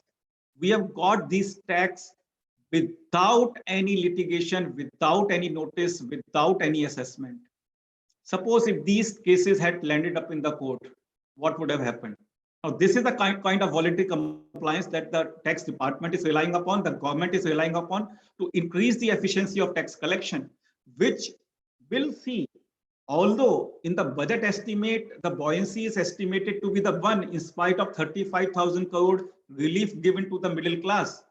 Still, I won't be surprised if the actual tax collection is more than that, which will increase our tax to GDP ratio again, once again, like what is happening for 1 or 2 years in the past. So that is, kind of approach that this government has taken. Litigation was a very important point Asim had raised, that he was expecting some kind of a scheme and all. Now that is purely government prerogative, how it wants to deal with the pending litigation. But it is a valid point. What Asim has said, absolutely valid point. And government is aware of it. And I can assure you, some steps have been taken through budget announcement, joint commissioner appeal, lesser scrutiny, but there will be more steps.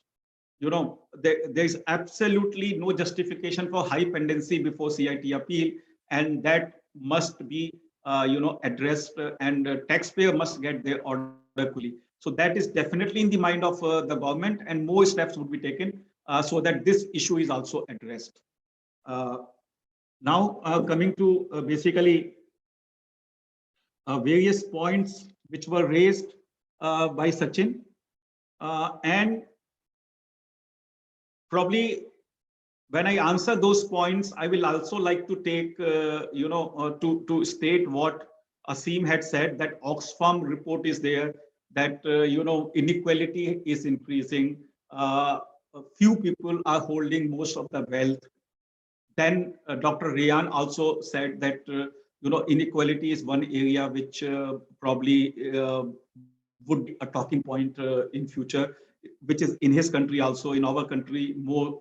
I mean, because we know we have a lot of poor people and a lot of wealth. Nothing against the people who have wealth, because they also contribute to the economy. But it's a valid point that they must also pay their fair share of taxes. Now, that is the point. While we have reduced the maximum rate from 42% to 42.7% to 39%, which was required because if we are attracting foreign investment and our concessional corporate tax rate is one of such attraction, probably personal tax rate also need to be aligned. Not aligned. Aligned doesn't mean that it has to go down to that level, but in comparison to what other countries have, it's an accepted taxation principle that corporate tax rates are lower and personal tax rates are high, so that equality can never happen. But vis-a-vis other country is always important to position yourself as a favorable destination, and to that extent, this also plays its part. So while that is done, it does not mean that the government has not taken step to tax high net worth individual. If you see, insurance is one, policy measures which have been taken. Market linked debenture is another. Capital gain capping to 10 crore is another. So there are steps which have been taken. And plus some, Sachin also mentioned like TCS on LRS.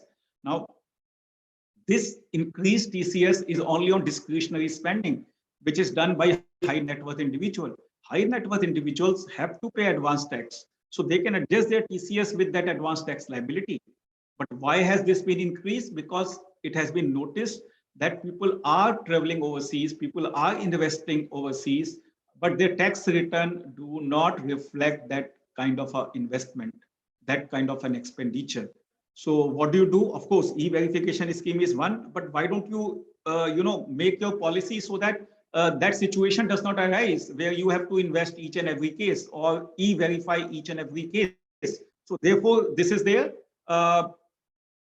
So far as cash flow issue is concerned, as I said, the high net worth individuals also have advanced tax liability, even if they are getting their money in salary and full tax is deducted at source, they will always have passive income in the form of interest or dividend or capital gain, because there is no TDS on capital gain also. So to that extent, they can always adjust the TCS. And as we know that, you will get a credit when you file your tax return and get your refund. 194 LD was the issue which was raised by Sachin and also by Mr. Sanjay Gulati. So just let me explain you first that when I was listening to Mr. Sanjay Gulati, it does appear to me that he is referring to 194 LC and not to LD. So let me just explain the difference between the two. Yeah, sir. LC is loan and borrowing which is done overseas, or you issue your rupee denominated bond overseas. So the borrowing is overseas. LD is the government securities in India. LD both have 30th June 2023 sunset date, but have different meanings. LC means if you have already borrowed on or before 30th June 2023, that interest rate on that borrowing will continue to be 5% even in future. So let that be clear. Only LD is that interest rate paid after 30th June 2023 also will have to be not 5%, whatever is actual. And that actually is not necessarily 20%. Let me explain you. Because tax treaty says 10%. So if a non-resident is entitled to tax treaty, it is 10% and not 20%. And that is where the reason is that tax treaty gives us a right to tax interest income at 10%, but we gave up our right in favor of some other country by foregoing our 5%. Now, why we did that? Because the economic situation in 2012 and 13 was like that. It is not like that today. Why should India give up its right of taxation, which is emanating from its tax treaty? The other person has to pay tax in his home country. He gets credit to whatever tax is paid here. So basically, if you see from that perspective, you will see that this is something which needs to, that if provision is there for a short period of time, that provision must end at some point of time. So that is my explanation for 194. Angel tax for non-resident, we are getting a lot of feedback, and government would ensure that, to the extent whatever are the, points that startups are making, that is addressed. And valuation norms will also be notified after the budget, after the finance bill is enacted. So that will also, we will ensure that, it is aligned with FEMA regulation and all those things. So all those points that you are making is our feedback, and we will consider them at appropriate point of time. That 194R was also mentioned. So see, let us try to understand that Mahindra and Mahindra judgment. It said that loan, is what you call a loan write-off is not an income under 28(4). It did not say it is not an income under the Income Tax Act. It could be income under some other section, some other clauses of Section 28. It could be income under 56(2)(10). Now, when the court says that write-off of loan is money consideration, that is why it is not 28(4). Now, if it is money consideration, it will go to 56(2)(10). So, Income Tax Act already had a provision for taxation. Why Why not give clarity? Why shouldn't we give clarity that you feel it is not taxable, and assessing officer feels it is taxable? So we are promoting litigation. Why not clarify straight away? And that is why the background of last year's circular was that 194R need not mirror 28(4). 194R is a TDS provision. Your benefit or perquisite could be taxable under 28(4) or could be under some other clauses of Section 28. But people were saying that this is not all right. So that, that confusion needed to be removed. So in our view, this is a provision to provide clarity in tax law so that there is a clarity, and what is the harm? If loan is written off, why it should not be your income? Loan is written off because you have brought forward losses. You have incurred so much losses that your loan is lesser than your losses. So even if loan written off is an income, your losses would still remain unless it is a fraud case. So there is no harm committed as such, no business disruption as such, but it is what it should be, how it should be taxed. So that's the principle.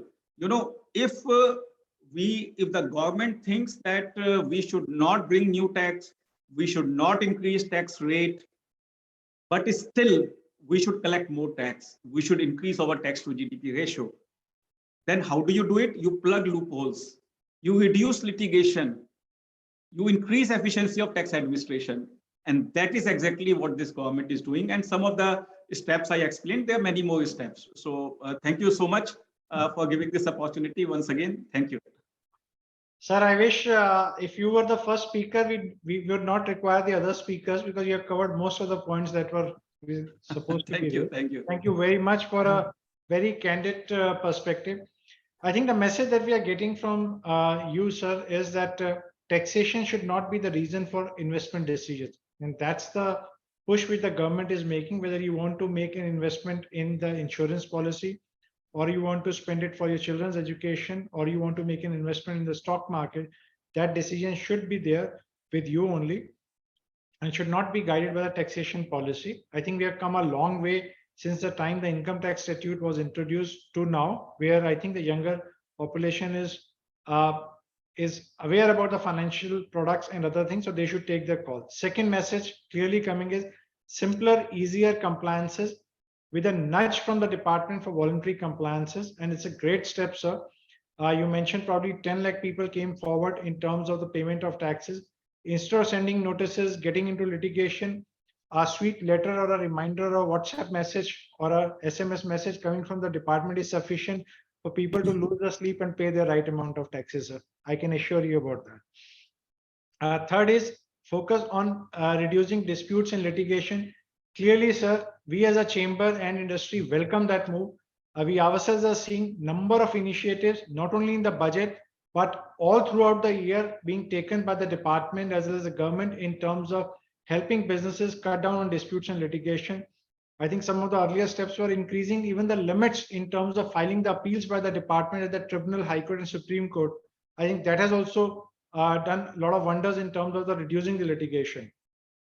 Widening the tax space, clearly two clear examples in terms of capital gains on house property flipping. I think that has been limited to 10 crores. And now insurance premium above 5 lakhs, you have introduced some taxation. Sir, one question which has come and is there on the mind of many people is, so you clarified, 20% TCS. So we acknowledge that government needs to know who is traveling, who is incurring expenditure, but 20% is quite steep, quite high. Could we request you to reconsider? Of course, you should have that.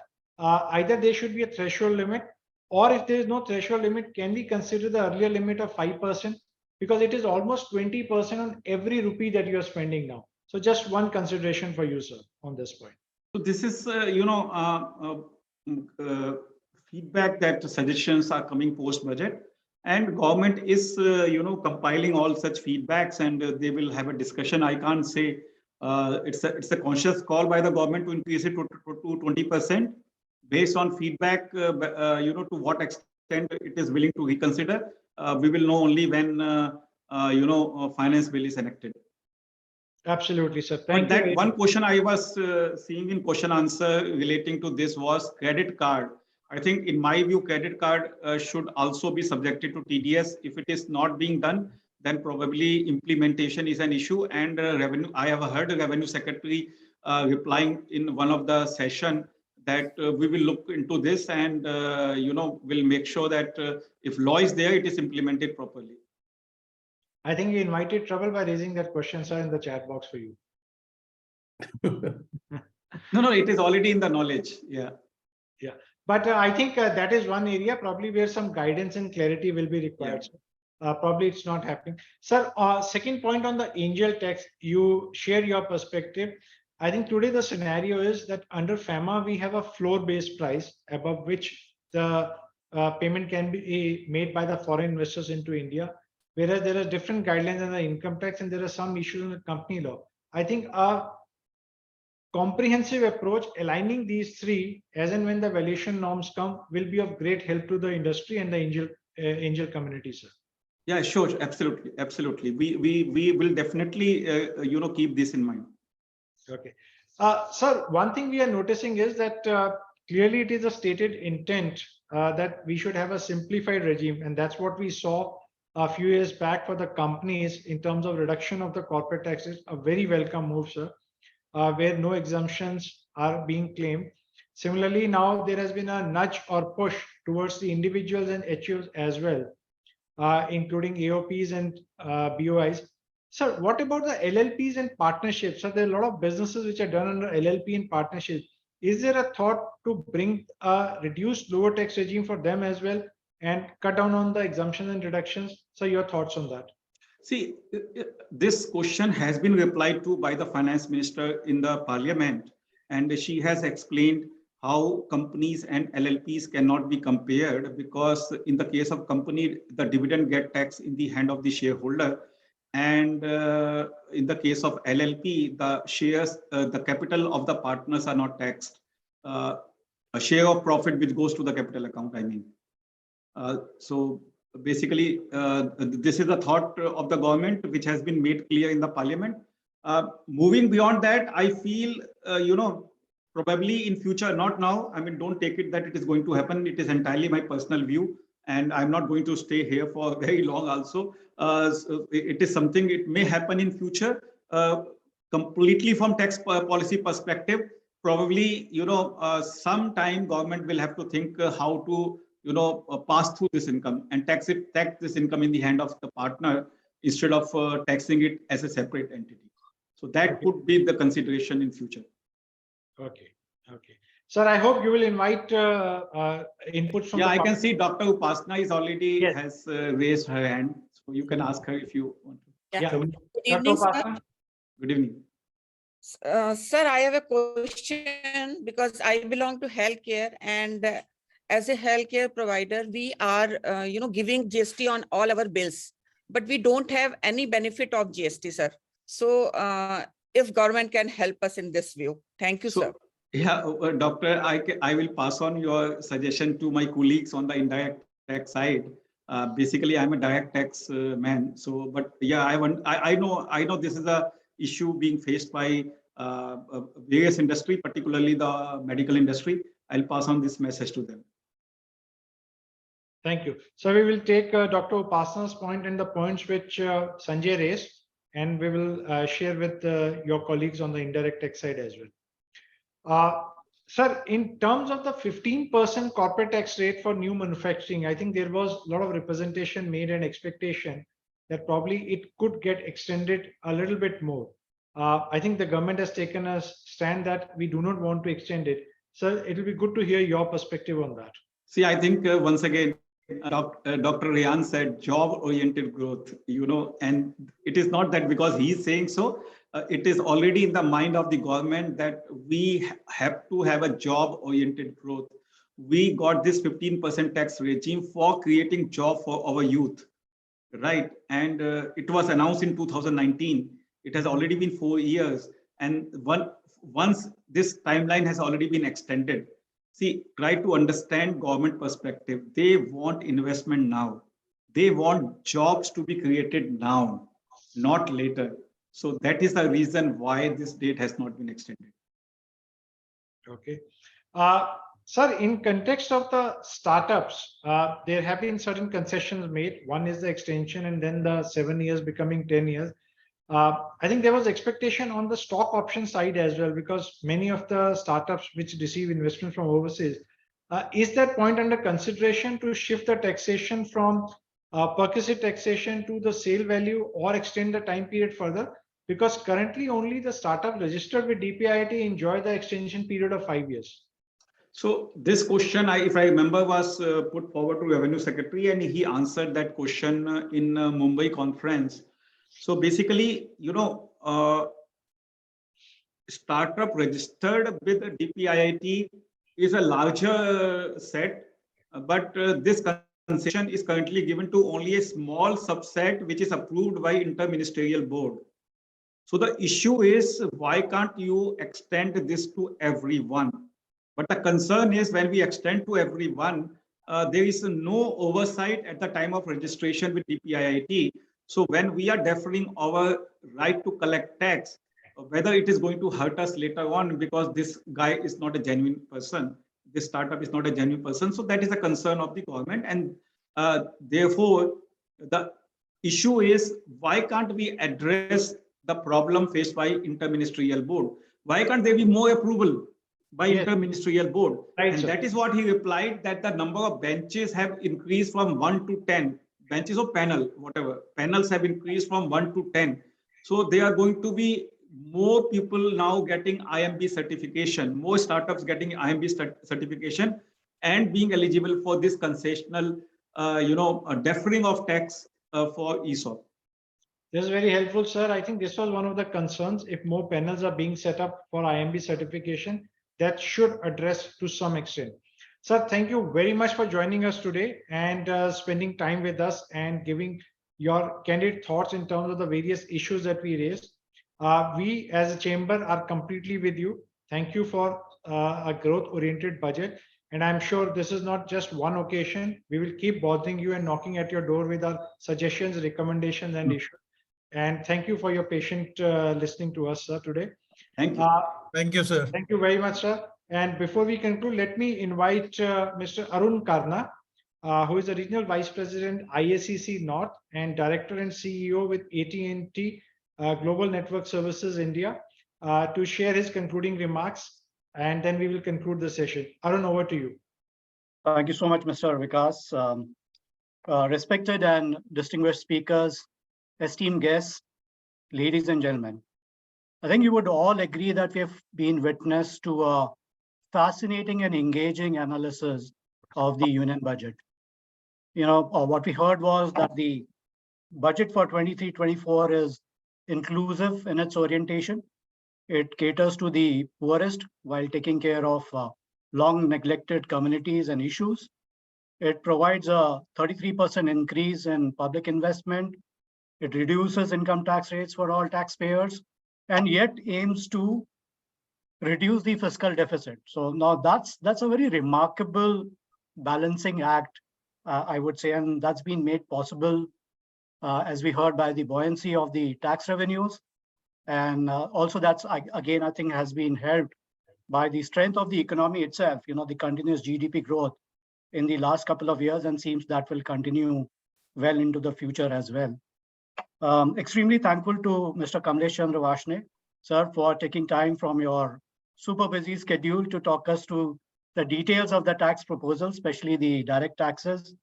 And, you explained your points very well, doing away with the exemption and deduction regime, making the tax structure simpler, reducing the compliance burden, and making the new tax scheme attractive to the taxpayers, better for the middle class, and giving them more choice. The common citizen gets more choice where to invest, leaves money in the pocket, and then the individual can decide where to invest the money. And despite the 35,000 crore tax concession, this will be compensated by the buoyancy in tax collections and also efficiency in the tax administration itself, which you have envisaged. Thanks, sir, also for addressing each and every concern and question raised by the speakers and the audience. Your attention to detail and your candor is highly appreciated, sir. And I would like to say on behalf of the chamber that you and your team are doing, exemplary work with such progressive ideas and proposals. So thank you so much for that, sir. Mr. Vikas Vassal, thanks so much for moderating and anchoring the discussion so well. Your own learned observations and comments on the technical and strategic aspects of the budget were really spot on. So thank you for those, sir. Quick round of thanks to Ms. Aditi Nair for your expert comments and the fiscal analysis. You covered a lot of bases in a very short time. The large capex going hand in hand with fiscal consolidation, but still no more fiscal slippage expected. Buoyancy in tax collections, but some concerns on customs duty and excise duty collections. Non-tax revenues largely in line with expectations. The reductions in food, fertilizer, and fuel subsidies. And the fact that the fiscal glide path requires continued strong growth, which is anyway envisaged. Dr. Ryan Engine, if you're there, it was great to hear the US perspective from you, sir, and as India's most important partner. Your comments were heartening that the US wants India to succeed and take its rightful place in global leadership. And it is indeed India's moment, as you said. And your prescription that over the next 25 years, the various areas that India needs to concentrate upon is like to become the next global hub of global supply chain, women empowerment and increase the participation of women in the workforce, overall talent upskilling, and the concentration on industrialization. Those comments are well noted, sir. And of course, you've been hearing from your contacts that overall, this is a growth budget. This is a sensible budget, and it's all in the right direction. Some of the positive areas that you've been hearing are, of course, in the investment in the infrastructure, the investment on clean energy and alternative fuels and sources in the energy sector, the spotlight on healthcare, And of course, you pointed out some areas that you've heard from your contacts in terms of the defense budget being a little bit lean, more expected in terms of digital transformation initiatives. Would have been probably better to have more financial support to rural areas, and the fact that the jobless growth is a concern area. So thank you for those comments. Very, very incisive and helpful. Thank you so much, sir. Mr. Sanjay Gulati, thanks so much for presenting the industry perspective and pointing to the significant increase in infrastructure spending, which is extremely welcome. And like you mentioned, that it should also provide a fillip to the FDI in the infrastructure sector. But you also pointed out that large infrastructure projects have a large gestation period, and they do require fiscal support. And in that sense, you had a point that the cost for such projects should not go up, and there should not be cascading effect of taxes in such projects. So very well made points, sir. Thank you for those. Mr. Aseem Chawla and Mr. Sachin Vasudeva, thanks so much for your lucid presentation and comments, expert comments covering Vivad Se Vishwas scheme for MSMEs help, the amendments to benefits and perks in cash, bringing the non-resident investors within the ambit of 56 to 7B, increase in TCS rates, the concessional TDS rates for FII, QFI, Section 194 LD. Those technical points were very lucidly covered, and thank you so much for that. Extremely thankful to our regional president, Dr. Upasana Arora, for her dynamic and energetic leadership and her very relevant remarks on the salient features of the budgets, especially as they positively affect the healthcare sector. So the focus on artificial intelligence, digital technologies, telemedicine, medical colleges, and tertiary care. Very thankful to Dr. Lalit Bhasin, our national president, for giving a new direction to our activities and his intense involvement in striking an innovative path in our activities. Sir, you are a great source of inspiration to all of us. And your opening comments about the fact that the budget should be people-focused and should look after the poor, needy, and the middle class, and that appropriate allocations should be made in the economy, in education, and healthcare. Sir, those comments are very well appreciated, and coming from someone like you, those should be taken to heart. I would be amiss in my duties if I didn't thank our NIC Secretariat, Neelu and Kashish and their team for organizing this in such a flawless manner.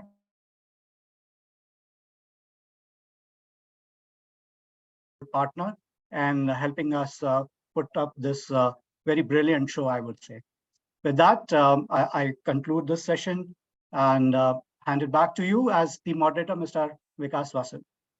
Thank you very much, Arun. And with this, we conclude today's session. Once again, thanks to all the speakers, Dr. Rayan, as well as Mr. Vashne. Thank you very much for joining us today. Thank you. Thank you.